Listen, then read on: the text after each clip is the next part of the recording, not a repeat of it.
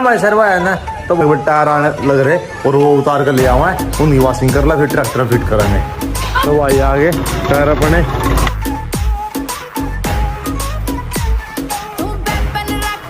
बस भाई ने पता ही थोड़ा जर सा तार दे, वॉशिंग करके डालेंगे।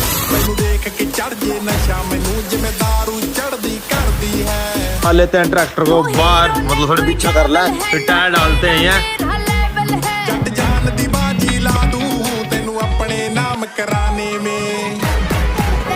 तो भाई डाल दिया टायर ट्रैक्टर में और चलते इसको बाहर ले गए, चला के देखते हैं कैसा क्या रिस्पॉन्स होगा और लोग चलाते हैं बाहर। भाई चल पेट्रोल टंकी को ले गए।